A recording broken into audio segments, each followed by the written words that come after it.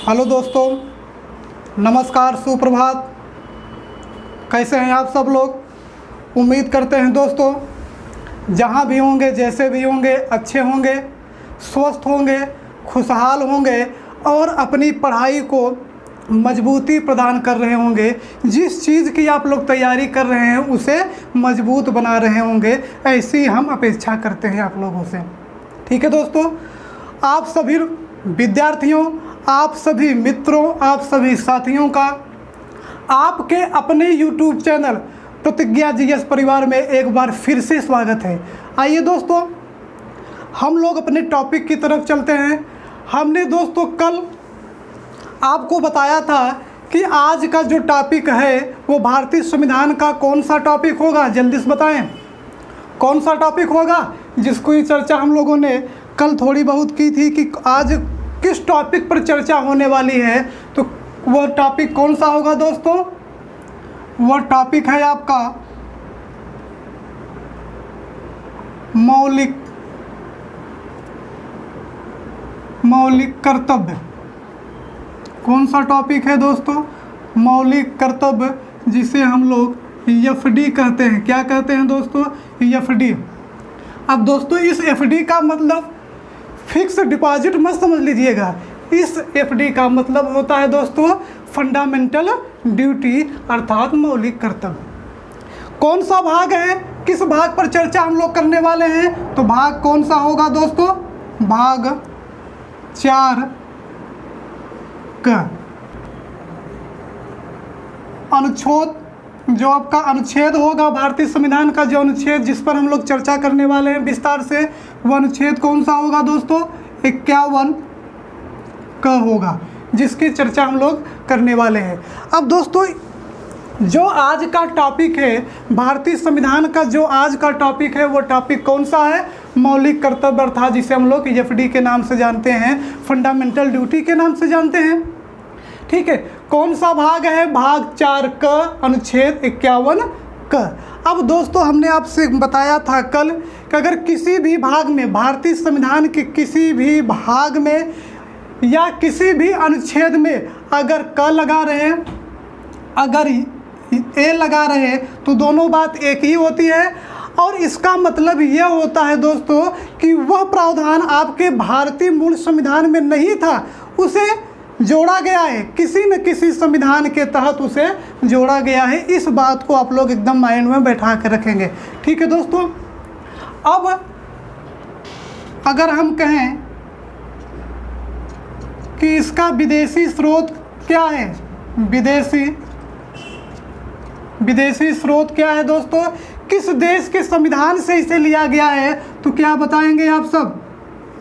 आप बताएंगे दोस्तों सोवियत संघ,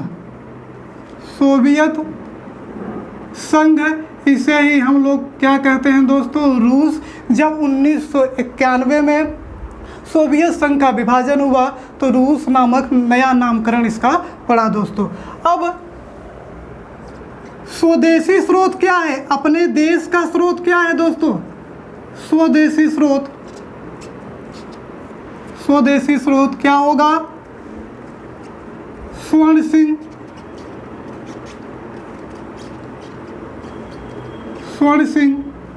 समिति। क्या होगा दोस्तों? स्वर्ण सिंह समिति। अब यह जो समिति थी, स्वर्ण सिंह समिति ने अपना सुझाव दिया, किस संदर्भ में? मौलिक कर्तव्य के संदर्भ में अपना सुझाव दिया। और इसी सुझाव के आधार पर दोस्तों संविधान में संशोधन किया गया। क्या किया गया? संविधान में संशोधन किया गया। और वह कौन सा संशोधन था दोस्तों? 42वां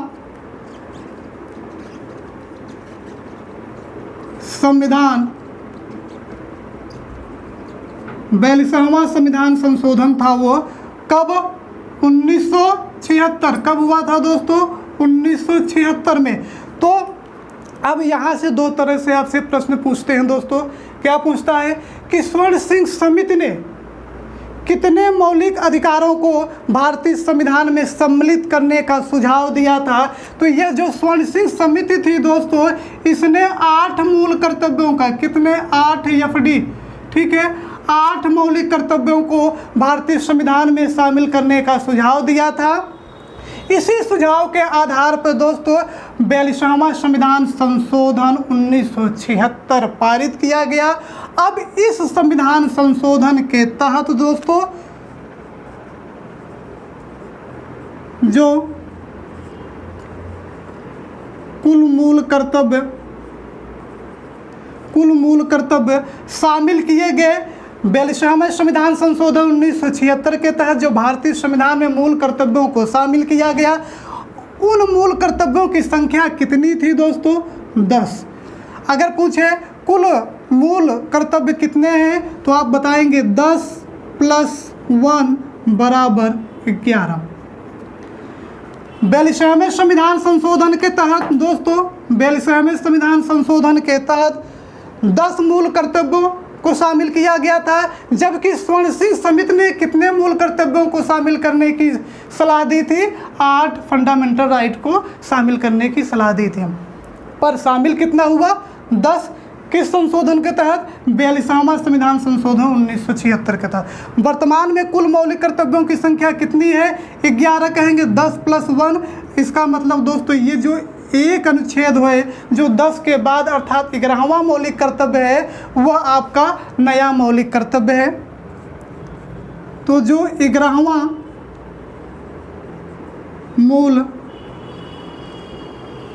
मूल कर्तव्य है, यह जोड़ा गया दोस्तों, एक जोड़ा गया, इसका मतलब है कोई न कोई संविधान में संशोधन हुआ होगा, तो हुआ है दोस्तों। वो कौन सा है? 86वां संविधान संशोधन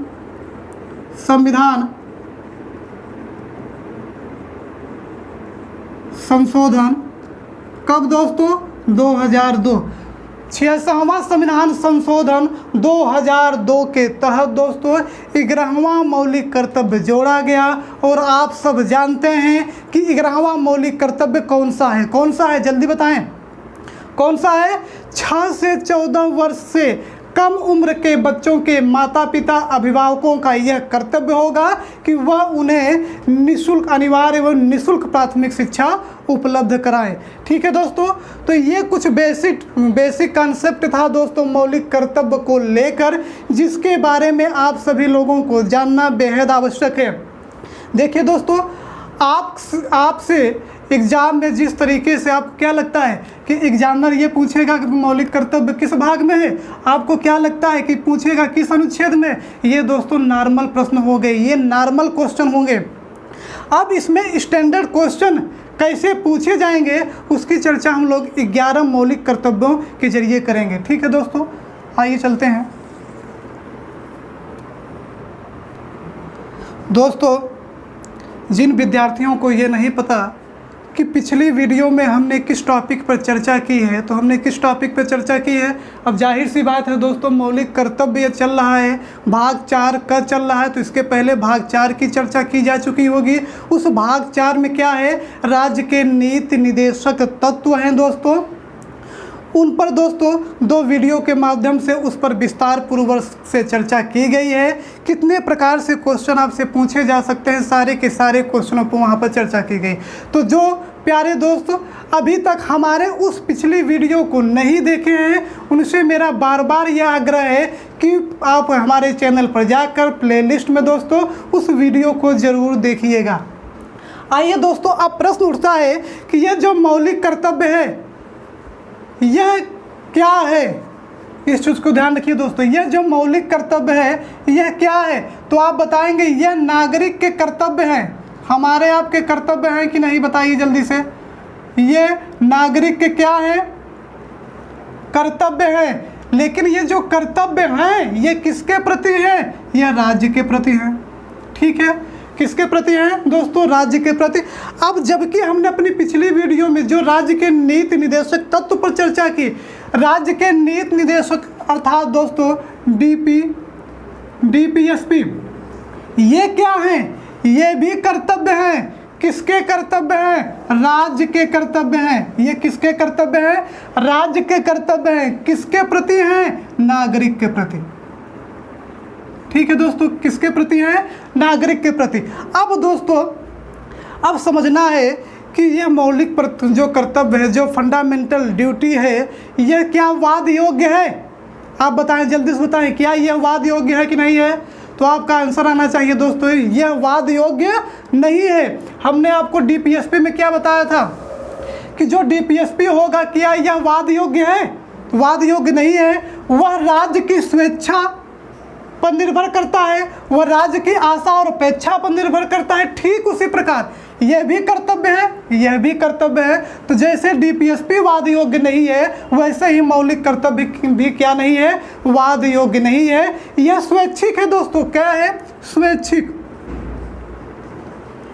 स्वैच्छिक, यह हमारी आपकी इच्छा पर निर्भर करता है। ठीक है, यह हमारी आपकी इच्छा पर निर्भर करता है। राज्य हमसे और आपसे यह आशा और अपेक्षा करता है कि आप ऐसा ऐसा करें उस 11 कर्तव्यों के माध्यम से। ठीक है, अब आइए दोस्तों, हम लोग चलते हैं आगे की तरफ और समझने का प्रयास करें इसे। अब दोस्तों, अब आप एक प्रश्न का आंसर दीजिए, आप लोग जवाब दीजिए कि पूरे विश्व में किस देश के संविधान में पहली बार मौलिक कर्तव्यों का उल्लेख किया गया? तो आपका आंसर क्या होगा? जल्दी बताएं, क्या होगा? रूस होगा। क्या होगा दोस्तों? रूस। रूस ऐसा पहला देश है जहां के संविधान में मूल कर्तव्यों का उल्लेख किया गया। रूस अर्थात सोवियत संघ। ठीक है, अगर हम कहें कि पूरे विश्व में पहला लोकतांत्रिक, ध्यान दीजिएगा शब्दावली को, पहला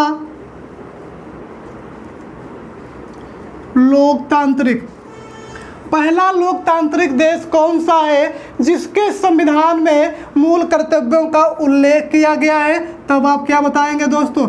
जापान। याद रखिएगा, अगर आपसे पूछ रहा है कि वह कौन सा पहला लोकतांत्रिक देश है जहां के संविधान में मूल कर्तव्यों का उल्लेख किया गया, तब आप रूस नहीं लगाएंगे, क्योंकि रूस में मौलिक कर्तव्यों का उल्लेख है और हम लोग रट कर पढ़े हुए हैं और जल्दबाजी में रूस को लगा देते हैं। हालांकि आपका सोचना वाजिब है, लेकिन आप प्रश्न को पकड़ नहीं पाते। पूछ क्या रहा है? पहला लोकतांत्रिक शब्द लगा हुआ है, और जब लोकतांत्रिक शब्द लग गया दोस्तों, तो आंसर क्या होगा? जापान होगा। ठीक है, अब अगर प्रश्न पूछे कि जापान के बाद दूसरा लोकतांत्रिक देश कौन सा है जहां के संविधान में मौलिक कर्तव्यों का उल्लेख है, तो आपको मालूम होना चाहिए कि दोस्तों जो दूसरा लोकतांत्रिक देश है वो कौन सा है?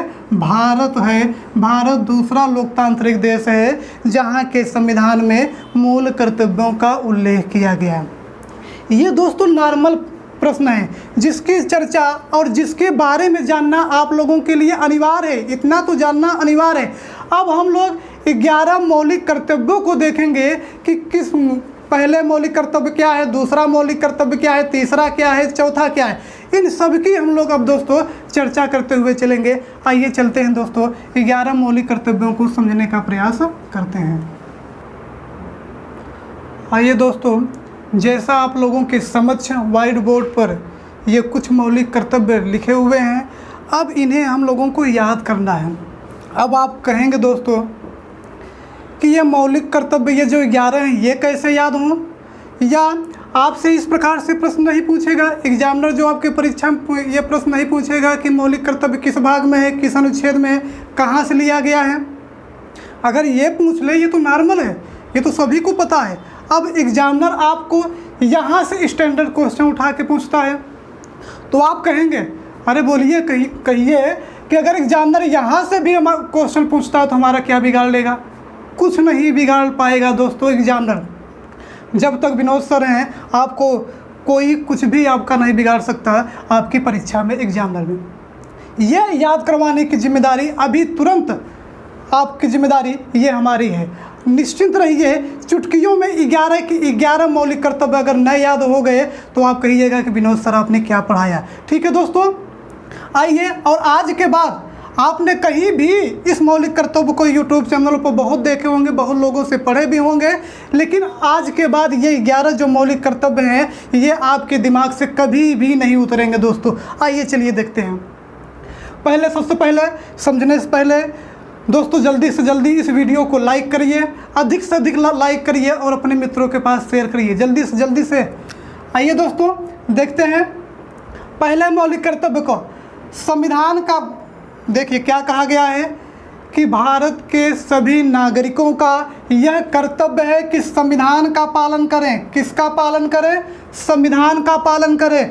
उसके आदर्शों, जो संविधान के आदर्श हैं उसका सम्मान करें, जो संवैधानिक संस्थाएं हैं उसका सम्मान करें, जो राष्ट्र ध्वज है और राष्ट्रगान है इन सब का क्या करें? आदर व सम्मान करें। ठीक है, ऐसा क्या कहता है पहला मौलिक कर्तव्य। अगर पूछे अनुच्छेद 51 का में पहला में क्या किस बातों का उल्लेख किया गया, तो इतनी बातों का उल्लेख किया गया है। ठीक है दोस्तों, अब ये याद कैसे हो गए इतनी बड़ी बड़ी लाइनें? तो निश्चिंत रहिए, हमने कहा चुटकियों में याद होंगे। एक नंबर का कर्तव्य क्या है उसे कैसे याद करेंगे दोस्तों? एक नंबर है ना, तो हमारे देश में संविधान कितने प्रकार का है? एक प्रकार का है, बोलिए जल्दी से। एक है ना संविधान? संविधान क्या है? एक है, बोलिए हाँ, बोलो भाई हाँ। संविधान एक है कि दो है? एक ही है ना। अब ये जो राष्ट्र ध्वज है हमारे देश में, राष्ट्र ध्वज कितना है? एक है ना। अरे भाई एक ही, एक नहीं एक ही है, जल्दी से बोलिए। एक ही है ना। हमारे देश में संविधान भी एक है, राष्ट्र ध्वज भी एक है और राष्ट्रगान भी एक है। तो एक नंबर का है क्या हो गया? हमारा मौलिक कर्तव्य हो गया। याद हुआ कि नहीं याद हुआ दोस्तों? जल्दी से बताएं और जल्दी से जल्दी वीडियो को लाइक करें। देखिए हमने क्या कहा फिर समझिए। हमारे देश में संविधान एक है कि दो है? आप कहेंगे एक। हमारे देश में राष्ट्र ध्वज तिरंगा एक ही है ना कि दो है? आप दो तो नहीं कहेंगे, एक ही है। और हमारे देश में राष्ट्रगान जनगण मन एक ही है कि दो है भाई? जल्दी से बताएं। एक ही है ना। तो एक नंबर का कर्तव्य दोस्तों, जहाँ भी आपको लिखा रहेगा ये तीन बातें जरूर दिखाई देगी आपको। संविधान, राष्ट्र ध्वज, राष्ट्रगान, ये जहाँ लिखा रहेगा जिस शब्द में, वो नंबर एक का होगा दोस्तों कर्तव्य। क्योंकि राष्ट्रगान भी एक है, राष्ट्र ध्वज भी एक है, संविधान भी एक है। ठीक है, तो इन सब का आदर और सम्मान करना सभी नागरिकों का क्या है? कर्तव्य है। याद हुआ दोस्तों? उम्मीद करते हैं समझ में आ गया होगा। अब दूसरे पे चलते हैं, एकदम चुटकियों में याद कराएंगे दोस्तों। अब आप कभी भूलेंगे नहीं। अगर आप सीरियस रूप से तैयारी करते हैं, पढ़ते हैं, तो आप वीडियो के अंत तक हमारे साथ बने रहिएगा। एक एक चीज़ को क्लियर कर देंगे दोस्तों। ऐसे ही हम मौलिक कर्तव्यों को याद करेंगे दोस्तों। अभी जो हाल ही में खंड शिक्षा अधिकारी का पेपर हुआ था, वहाँ पर यहाँ से क्वेश्चन पूछे गए थे दोस्तों। वहाँ पूछा गया था 51 का में क्या 51 6 मौलिक कर्तव्य दे दिए थे और एक तरफ अनुच्छेद दे दिए गए थे, उनको मिलाने का दिया गया था दोस्तों। अब जब आपको 11 के 11 मौलिक कर्तव्य याद नहीं होंगे तब आप ये इस प्रश्न को कैसे कर पाएंगे? देखिए एग्जामिनर की सोच को पकड़िए दोस्तों। एग्जामिनर चाहे जैसे प्रश्न को पूछे आपको हर हाल में उसका आंसर देना है। अब यहाँ हमने 1 2 3 4 5 ये दोस्तों हमने क्रम याद करने के लिए, याद करवाने के लिए लिखे हैं। अगर आपसे यही पूछ ले ए में क्या लिखा है, बी में क्या लिखा है, सी में क्या लिखा है, डी में क्या लिखा है, मान लीजिए आपकी सोच से परे एग्जामिनर ने इस प्रकार से प्रश्न पूछ लिया, तो आप एक एग्जामिनर की सोच को पटक डालिए, उसकी सोच को वही मारिए कि कहाँ से आप किस तरीके से प्रश्न पूछ सकता है एग्जामिनर, उस सोच को आप पटक देंगे। ठीक है दोस्तों, चलिए चाहे जिस तरीके से पूछे, इस पहले को ए कहिए, दूसरे को बी कहिए, तीसरे को आप लोग रीजनिंग में जो ABCD है उसका क्रम याद है, क ख ग घ भी दिए दोस्तों, तो भी आपको कोई परेशानी नहीं होनी चाहिए। आइए देखते हैं दूसरे में क्या कहा जा रहा है। दूसरे नंबर का जो कर्तव्य है हमारा आपका, स्वतंत्रता के लिए हमारे राष्ट्रीय आंदोलन को प्रेरित करने वाले उच्च आदर्शों का हृदय में क्या रखें? उच्च आदर्शों को संजोए रखें। अब इसे कैसे याद करेंगे दोस्तों? बहुत आसान है, हमने कहा चुटकियों में याद होंगे। दो है ना, दो से आप यहाँ किए दो हाथ। हमारे देश को आज़ाद कराने में, हमारी स्वतंत्रता के लिए दो हाथ किए अंग्रेज़ों से। किससे किए? अंग्रेज़ों से किए। किसने किए? हमारे पूर्वजों ने किए। तो जिन पूर्वजों ने स्वतंत्रता के लिए अंग्रेजों से दो दो हाथ किए, हमारे राष्ट्रीय आंदोलन में महत्वपूर्ण भूमिका निभाई, अंग्रेजों से दो दो हाथ किए, उनके आदर्शों को हम अपने हृदय में क्या रखेंगे, संजो के रखेंगे। बोलो याद हुआ कि नहीं याद हुआ? आप कहेंगे बिल्कुल याद हुआ। आइए चलिए तीसरे पर। अब दोस्तों तीसरा देखिए, तीसरा क्या है, देखिए एक एक को पकड़िए दोस्तों। अब हम आपको क्लास में ही सब कुछ समझा देंगे, आपको याद हो जाएगा क्लास के अंत, वीडियो के अंत तक आपको सारे के सारे मौलिक कर्तव्य याद हो जाएंगे। ठीक है, देखिए तीसरा क्या कहता है, भारत की संप्रभुता। इसे दोस्तों आप लोग नोट भी कर लीजिएगा। भारत की संप्रभुता, एकता, अखंडता, एकता, अखंडता, ये दोस्तों इसको अलग करिए और इसको, ये अखंडता को अलग कर लीजिए। ठीक है, संप्रभुता, एकता और अखंडता की रक्षा करें और उसे अक्षुण्ण बनाए रखें। ठीक है दोस्तों, अब इसे कैसे याद करेंगे, तीन तिगाड़ा काम बिगाड़ा, तीन तिगाड़ा काम बिगाड़ा। दोस्तों क्या है तीन तिगाड़ा, तीसरे कर्तव्य की बात कर रहे हैं। तीन से क्या हो जाएगा, तीन तिगाड़ा काम बिगाड़ा। तो काम अपना मत बिगड़ने दीजिए दोस्तों, काम बिगड़ जाएगा अगर संप्रभुता नष्ट हो गई, अगर एकता नष्ट हो गई, अगर अखंडता खतरे में पड़ गई। तो इन सब की हमें क्या करना है दोस्तों, रक्षा करना है। तो हमको काम बिगाड़ना नहीं है, तीन तिगाड़े को काम बनाना है दोस्तों। बोलो याद हुआ कि नहीं याद हुआ? बिल्कुल याद हुआ। आइए चलते हैं चौथे में। चौथा क्या कह रहा है दोस्तों, देश की रक्षा करें और आह्वान किए जाने पर राष्ट्र की सेवा के लिए क्या रहें दोस्तों, हमेशा तत्पर रहें, राष्ट्र की सेवा करें। देश के सभी नागरिकों का यह दायित्व होता है कि वह देश की रक्षा करें और बुलाए जाने पर, आह्वान का मतलब होता है दोस्तों बुलाए जाना, और बुलाए जाने पर राष्ट्र की सेवा करें। अब बोलिए कैसे याद करेंगे इसे? हमने कहा चुटकियों में याद कराएंगे, ये मेरा दावा है, कभी भी भूलेंगे नहीं दोस्तों इस चीज़ को। चौथा क्या है, चौथे से क्या होगा, चारों खाने चित, चार से चारों खाने चित। मौलिक कर्तव्य कौन सा है, 4 नंबर का है। तो 4 नंबर में हमें क्या करना है, चारों खाने चित करना है। किसे चित करना है, दुश्मनों को चित करना है। अगर बुलाए जाने पर, अगर देश की रक्षा के लिए हमें आपको बुलाया जाता है, यह अवसर प्राप्त होता है, तो हम निश्चित से कर सकते हैं दोस्तों, हम और आप दुश्मनों के चारों खाने क्या कर देंगे, चित कर देंगे। ठीक है दोस्तों, तो इसमें क्या हैगा कि देश की रक्षा के लिए अगर बुलाया जाता है आपको, तो आप राष्ट्र की सेवा के लिए क्या होंगे, तत्पर रहेंगे और दुश्मनों को क्या कर देंगे, चारों खाने चित कर देंगे। बोलो याद हुआ कि नहीं याद हुआ? जल्दी से बोलिए। अगर याद हो रहा है, अगर समझ में आ रहा है, तो जल्दी से जल्दी वीडियो को अधिक से अधिक मित्रों के पास शेयर करिए और लाइक भी करिए दोस्तों। चलिए देखिए दोस्तों, अब इसका मतलब ये नहीं है दोस्तों, यहाँ देखिए राजस्थान में ये प्रश्न आया था और बड़ा अच्छा प्रश्न था। वहाँ ये शब्द नहीं दिया था, वहाँ दिया था कि देश की रक्षा पर किए जाने पर राष्ट्र की सेवा करना सबका क्या होगा, कर्तव्य होगा। वहाँ आह्वान शब्द नहीं लिखा था दोस्तों। तो ध्यान रखिएगा, राष्ट्र की सेवा के लिए तभी आप तत्पर होंगे, तभी आप जाएंगे जब आपको बुलाया जाए। अब ऐसा थोड़ी ना है कि आप बंदूक टांगे सीमा पहुँच गए, ऐसा नहीं है कि आप बंदूक टांग के सीमा पहुँच गए, कहिए कि हमें भी देश की सेवा करनी है। अरे भाई, देश की सेवा करने के लिए सबको नियुक्त किया जाता है किसी न किसी क्षेत्र में। ठीक है, अब हाँ, अगर आपको बुलाया जाता है, अगर आपको बुलाया जाता है, तब आप क्या करेंगे, राष्ट्र की सेवा के लिए तत्पर होंगे।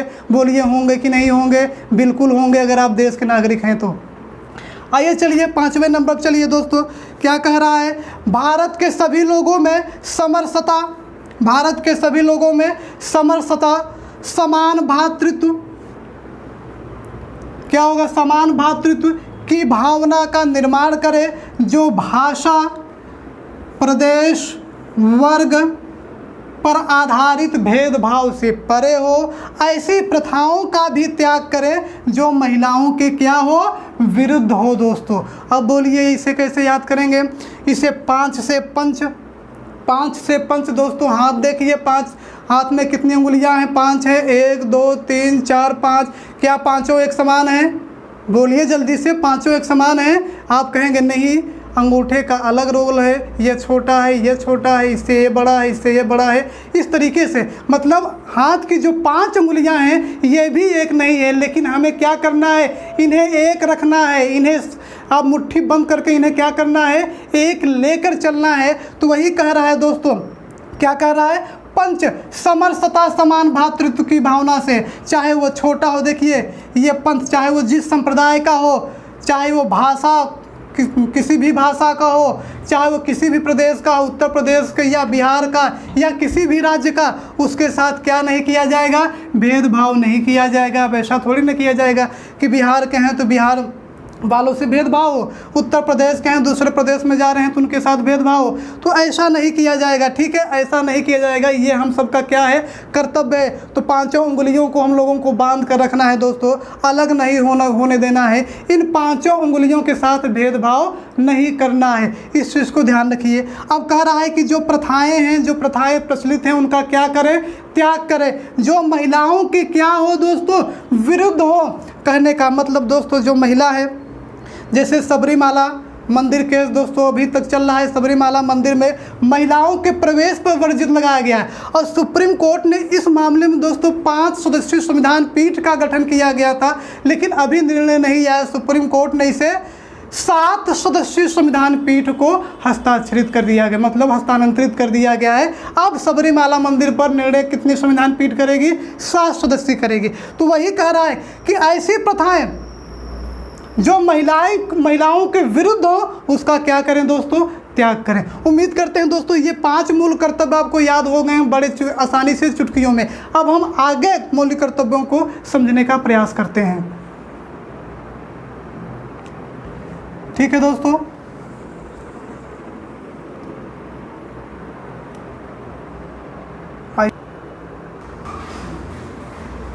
आइए दोस्तों, अब हम 5 मौलिक कर्तव्यों को पढ़ चुके हैं। अब इधर 5 से 6, 7, 8, 9, 10 इसकी चर्चा कर लेते हैं। फिर 11वें मौलिक कर्तव्य को सभी लोग जानते हैं, उसमें समझाने की बहुत ज़्यादा आवश्यकता है नहीं, बाद में जोड़ा गया। फिलहाल उसकी चर्चा हम लोग बाद में करेंगे। ठीक है, आइए देखते हैं जो हमारा 6ठा मौलिक कर्तव्य है वह क्या है। यह कहता है कि भारत के सभी नागरिकों का यह कर्तव्य होगा जो सामरिक संस्कृत, किसकी दोस्तों, सामरिक संस्कृत और गौरवशाली परंपरा के महत्व को समझे, का जो महत्व है उसे समझे और उसका परीक्षण करे। तो यह जो है 6ठा मौलिक कर्तव्य है। अब यह कैसे याद करेंगे, बोलिए जल्दी से दोस्तों। बिहार में एक प्रचलित संस्कृति है या यूँ कहिए एक पर्व है जिसे हम लोग कहते हैं दोस्तों छठ मैया का त्यौहार। क्या कहते हैं, छठ मैया। तो छठ से क्या करेंगे, छठ मैया। ठीक है,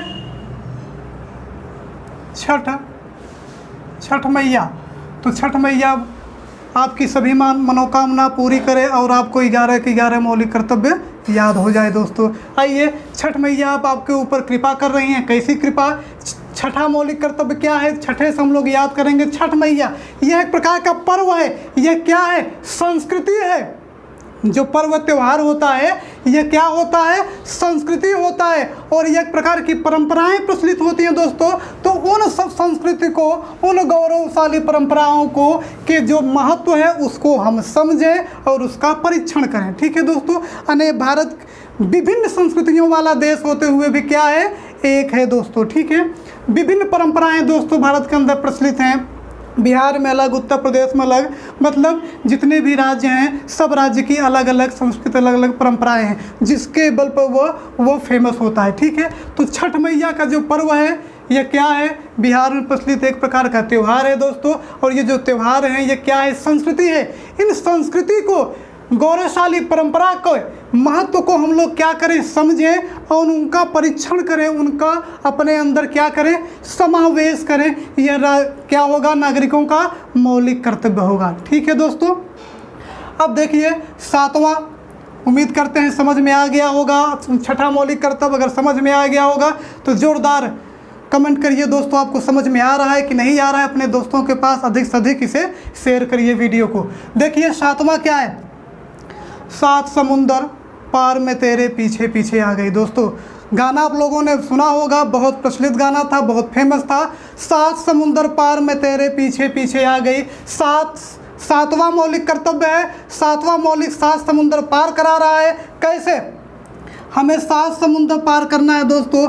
प्राकृतिक पर्यावरण को पार करना है दोस्तों। और इस प्राकृतिक पर्यावरण के अंदर हमें वन को पार करना है, झील को पार करना है, नदी को पार करते हुए 7 समुंदर पार जाना है। ठीक है, तो 7 में से क्या करना है? 7 समुंदर पार में तेरे पीछे पीछे आ गई। और पीछे पीछे आने का मतलब ऐसे ही जहाज़ से थोड़ी ना पहुंच जाएंगे आप। ठीक है, जहाज़ से भी जाएंगे तो आपको पर्यावरण के अंतर्गत वन, झील, नदी, अन्य को पार करते हुए आप जाएंगे। तो समुद्र में आप समझ लीजिए झील भी आ जाएगा, नदी भी आ जाएगी। ठीक है, तो इस प्रकार से आप इससे तुलना कर सकते हैं। तो करना क्या है कि प्राकृतिक पर्यावरण, उस पर्यावरण के अंदर वन, झील, नदी, वन्य जीव, जो वन्य जीव हैं उनकी क्या करें?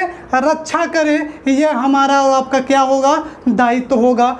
और रक्षा करने के साथ साथ उसका क्या करें? संवर्धन भी करें। तथा जो प्राणी मात्र हैं दोस्तों, जो वन्य जीव हैं, उनके प्रति क्या रखें? दया भाव रखें। ऐसा आपसे आशा और अपेक्षा की जाती है। कौन करता है? राज्य करता है। ठीक है, तो 7 समुंदर पार हुए कि नहीं पहले बताइए जल्दी से। अगर पार हो गए हैं तो लाइक कर दीजिए। ठीक है, आइए चलिए 8वां अनुच्छेद क्या 8वां जो मौलिक कर्तव्य है वह क्या कहता है? 8वां मौलिक कर्तव्य तो 8 है ना दोस्तों। 8 से हम लोग क्या करेंगे? क्या करेंगे? 8 याद करा रहे हैं दोस्तों, आपको क्लास में ही याद हो जाएगा। देखिए, चीज़ों को पढ़ने से मतलब नहीं है दोस्तों, चीज़ों को समझिए। क्योंकि जो आपके एग्ज़ाम में पूछा जाता है प्रश्न, वो आपको प्रेजेंट टाइम में कितना याद है उस आधार पर है। प्रेजेंट टाइम में क्या आपको याद है उस आधार पर उस आंसर को आप लगाते हैं। ठीक है, तो अगर इस प्रकार से हम लोग मौलिक कर्तव्य को समझेंगे, नहीं तो अगर 11 मौलिक कर्तव्यों को आप रटने का प्रयास करेंगे दोस्तों, तो सारे के सारे क्वेश्चन आपके गलत हो जाएंगे, सही नहीं होगा। तो इस प्रकार से कुछ अलग अंदाज में आज हम आप लोगों को मौलिक कर्तव्य को समझा रहे हैं। ठीक है दोस्तों, बिल्कुल अलग अंदाज है। आप कहीं भी पढ़ लीजिए, देख लीजिए, फिर यहाँ पर आइए, इस चीज़ को समझिए, आपको समझ में आ जाएगा। अगर हमारा यह प्रयास आपको अच्छा लग रहा है तो कमेंट में ज़रूर बताइएगा सर कि जैसा मौलिक अधिकार आपने पढ़ाया है, विनोद सर ने पढ़ाया है, वैसा आज तक आप लोगों ने कहीं नहीं पढ़ा, कहीं नहीं देखा। ठीक है दोस्तों, देखिए 8वां क्या है? 8वें में क्या करेंगे? 8वें की तुलना में दोस्तों 8 मतलब क्या होता है? कला। ध्यान रखिएगा दोस्तों, 8 मतलब कला। और जहाँ कला है दोस्तों वही विज्ञान है। जहाँ कला है वही विज्ञान है। अब आप लोग थोड़ा समझिए, समझा रहे हैं, इसके पहले थोड़ा समझ लीजिए। आप एजुकेशन क्षेत्र में ले लीजिए, 8 तक क्लास आपकी जो कक्षा 8 होती है वो समान रूप से शिक्षा होती है सभी के लिए। जैसे ही आप 9वीं कक्षा प्रारंभ कर देते हैं तो वहाँ पर 2 वर्गों में विभाजित होता है दोस्तों कि आपको कला वर्ग में जाना है कि विज्ञान वर्ग में जाना है। तो जहाँ कला है वहाँ विज्ञान निश्चित रूप से होगा। कला और विज्ञान एक ही सिक्के के 2 पहलू हैं और इसी ट्रिक पर हमारी जो 8वां मौलिक कर्तव्य निर्धारित करता है। देखिए, हमने कहा जहाँ कला है वहीं विज्ञान है, तो हमें क्या करना है? विज्ञान से वैज्ञानिक दृष्टिकोण, मानववाद और ज्ञान का अर्जन करना दोस्तों एक प्रकार की क्या है? कला है। बोलिए हाँ। ठीक है दोस्तों, क्या है? कला है। तो उसमें सुधार की भावना का विकास करें। कहने का मतलब जो वैज्ञानिक दृष्टिकोण है, अगर आपका ऐसा दृष्टिकोण है तो उसमें सुधार करने का प्रयास करें और बेहतर हो सके। ठीक है, मानववाद की जो भावना होती है, मानव के प्रति जो प्रेम होता है, उस प्रेम में और वृद्धि करें दोस्तों। सम्मान करें, जाने उसका, एक इंसान दूसरे इंसान का सम्मान करे, ऐसा क्या करते हैं? राज्य आपसे आशा और अपेक्षा करता है। ज्ञान अर्जन करें, अधिक से अधिक आप ज्ञान अर्जन कर सके, ये भी एक प्रकार की कला है। और इन सब में सुधार की भावना का आप क्या करेंगे? विकास करेंगे। ऐसी राज्य आपसे आशा और अपेक्षा करता है। ठीक है, ज़रूरी नहीं है कि दोस्तों आप ये सब करिए। जैसे हमने आपको बताया कि जो पहला मौलिक कर्तव्य था वो क्या था? संविधान 1, राष्ट्रगान 1, राष्ट्रध्वज 1। ठीक है, अब राष्ट्रध्वज का आपको सम्मान करना चाहिए, ये आपका मौलिक कर्तव्य है। ना भी सम्मान कर रहे हैं तो आपके खिलाफ सुप्रीम कोर्ट, हाई कोर्ट थोड़ी ना चले जाएंगे, ठीक है, आपका कुछ नहीं करेंगे। लेकिन ध्यान दीजिएगा, एक चीज़ का ध्यान रहना चाहिए, आपको राष्ट्रध्वज का सम्मान करने के लिए मजबूर नहीं किया जाएगा, लेकिन अगर आप राष्ट्रध्वज का सम्मान करते हैं तो वह क्या है, कानूनन अपराध है। जैसा दोस्तों अभी आप लोगों ने हाल ही में देखा होगा कि सिनेमा घरों में मूवी स्टार्ट होने से पहले ये सुप्रीम कोर्ट ने निर्णय दिया था, आदेश दिया था कि हर सिनेमा घरों में राष्ट्रगान बजना चाहिए, ठीक है, और सबको खड़े होकर सम्मान करना चाहिए। तो इस प्रकार से सारी चीज़ें हैं। राष्ट्रगान मौलिक अधिकार भी है, राष्ट्रध्वज मौलिक अधिकार भी है, दोनों चीज़ें, ठीक है। अब आइए हम लोग आगे की तरफ चलते हैं। 9वां क्या है दोस्तों, 9वां देख लीजिए, 9 है ना, 9 से क्या कहेंगे, 9 से क्या कहेंगे, 9। और 9 का मतलब क्या होता है, बोलिए सभी लोग एक साथ बोलिए। नहीं, अरे भाई बच्चे को भी मालूम होगा 9 का मतलब नहीं करना है। क्या नहीं करना है भाई, कुछ तो होगा जो हमको सर बोल रहे हैं कि नहीं करना है, तो नहीं करना है, हिंसा नहीं करनी है भाई। अब आप लोग हिंसा मत करिए, हिंसा नहीं करनी है। हिंसा से आप लोगों को क्या होना है, दूर रहना है। तो 9वां जो है वो नहीं करने को कह रहा है। क्या नहीं करने को कह रहा है, हिंसा नहीं करने को कह रहा है। तो दोस्तों सार्वजनिक संपत्ति को संरक्षित करें और हिंसा से दूर रहें, यह क्या है, 9वां मूल कर्तव्य है, ठीक है। 10वां देख लीजिए दोस्तों। अब 10 का दम दिखा दीजिए दोस्तों। आप अपनी पढ़ाई जो आप जिस क्षेत्र में तैयारी कर रहे हैं, आपके अंदर क्या क्वालिटी है, आपके अंदर क्या क्षमता है, अब वह वक्त आ गया है कि 10 के दम को दिखाने का, अपनी पढ़ाई के दम को दिखाने का। और उसी दम पर हम लोग अपना क्या करेंगे, विकास करेंगे, आगे बढ़ते चले जाएंगे। उसी पर आधारित क्या है हमारा 10वां मौलिक कर्तव्य। 10 से क्या कहेंगे, 10 का दम, 10 का दम, बोलिए 10 का दम, ठीक है। चलिए देखते हैं इसे। व्यक्तिगत और सामूहिक गतिविधियों के सभी क्षेत्रों उत्कर्ष बढ़ाने का सतत प्रयास करें। कहने का मतलब व्यक्तिगत सामूहिक जो आपकी गतिविधियां हैं, इन सब से जो सभी क्षेत्र हैं इनमें क्या करें, उत्कर्ष के मतलब विकास करें, ठीक है, और बढ़ने का सतत प्रयास करते रहें। तो हमारा आपका विकास कैसे होगा दोस्तों, जब हम लोग 10 का दम दिखाएंगे, 10 का दम दिखाएंगे, ठीक है। तो इस प्रकार से आपका 10वां मौलिक कर्तव्य हो गया। और ये करते हुए हम लोग क्या करेंगे, राष्ट्र निरंतर बढ़ते हुए प्रयास और उपलब्धियों की ऊंचाइयों को छू सकेगा। अगर हम ऐसा करेंगे दोस्तों तो जो राष्ट्र हमारा वो निरंतर बढ़ता चला जाएगा, निरंतर बढ़ाने में हम प्रयास करेंगे, और जो उपलब्धि जो वो प्राप्त करेगा वो नित्यदिन ऊंचाइयों को छूता जाएगा। तो दोस्तों आप भी एक दिन ऊंचाइयों को छू सकेंगे, लेकिन कब छुएंगे, जब आप निरंतर प्रयास करते रहेंगे। और प्रयास तब करेंगे जब आपके अंदर वो जुनून होगा, जज्बा होगा, दम होगा, 10 का दम होगा, ठीक है दोस्तों। बोलिए याद हुआ कि नहीं याद हुआ ये मौलिक कर्तव्य आपको, 10 मौलिक कर्तव्य याद हुए कि नहीं हुए, जल्दी से बोलिए भाई, याद हुआ कि नहीं। अरे हाँ, बोलते क्यों नहीं। चलिए ठीक है, हम लोग आगे की तरफ बढ़ते हैं दोस्तों, ठीक है। अब 11वां मौलिक कर्तव्य को हम लोग देख लेते हैं। चलिए अब दोस्तों आइए देखते हैं कि हमारा जो 11वां और नवीनतम मौलिक कर्तव्य जो है वह कौन सा है। हमने कहा 11वां हमने आपको बताया था, इसमें बताया गया है कि 6 से 14 वर्ष से कम उम्र के जो बच्चे हैं उनके माता पिता, कौन दोस्तों, उनके माता पिता, अभिभावक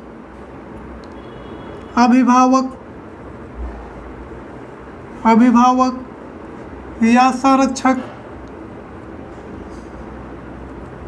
संरक्षक का यह दायित्व होगा, यह कर्तव्य होगा कि वो अपने 6 से 14 वर्ष के बच्चों के लिए क्या करें दोस्तों, निःशुल्क व अनिवार्य शिक्षा उपलब्ध कराएं। यह क्या है दोस्तों, यह 11वां मौलिक कर्तव्य है। और आप जानते हैं कि ये जो 11वां मौलिक कर्तव्य है यह जोड़ा गया कब? 86वां संविधान संशोधन अधिनियम 2002 के तहत। ठीक है दोस्तों, तो ये जो 11वां आपका नया मौलिक कर्तव्य जुड़ा, कब जुड़ा? 2002 में। और जानते हैं कि जब कोई चीज़ जुड़ती है तो संविधान में संशोधन किया जाता है, और ये संशोधन कौन सा है? 86वां संविधान संशोधन 2002 में यह किया गया। ठीक है, अब अगर आपसे पूछे कि अब तक मौलिक कर्तव्यों में कितनी बार संशोधन किए गए, अब तक मौलिक कर्तव्यों में कितनी बार संशोधन किए गए, तो कितनी बार किए गए? जल्दी बताएं दोस्तों, कितनी बार? एक बार। अरे भाई, एक बार मौलिक कर्तव्य में संशोधन हुआ, और वो कौन सा है? 86वां है। अब आप दो मत कर दीजिएगा कि 42वां और 86वां दोनों को जोड़ लीजिए, क्योंकि आपको मालूम होना चाहिए दोस्तों कि भारतीय मूल संविधान में मौलिक कर्तव्यों का कहीं भी उल्लेख नहीं किया गया था। उसे जोड़ा गया किस संशोधन के द्वारा? 42वें संविधान संशोधन 1976 के द्वारा वो जोड़ा गया 10 मौलिक कर्तव्य। अब उसमें संशोधन कब किया गया? एक बार संशोधन हुआ। संशोधन कौन सा है? 86वां संविधान संशोधन। ठीक है, अब इसे याद कैसे करेंगे? ये तो याद करने में कोई कठिनाई नहीं होनी चाहिए आपको आसानी से याद भी हो जाएगा। क्या है दोस्तों इसमें?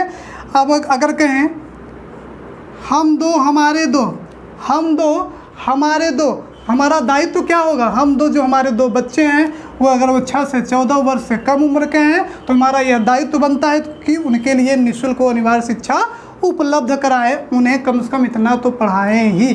ठीक है दोस्तों, और यह ध्यान रखिएगा, यह मूल कर्तव्य भी है और मौलिक अधिकार भी है। अब आइए दोस्तों जरा देखते हैं कि ये जो 86वां संविधान संशोधन है, इसके तहत 3 जगह एक ही बात जोड़ी गई है, उसको हम लोग यहीं पर समझ लेते हैं वो क्या है। चलिए देखते हैं।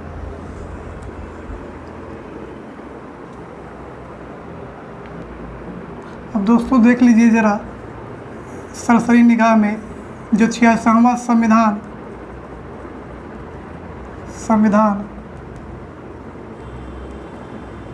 संशोधन अधिनियम 2002, इसमें शिक्षा के क्षेत्र में, मतलब एक ही क्षेत्र में 3 जगहों को जोड़ा गया।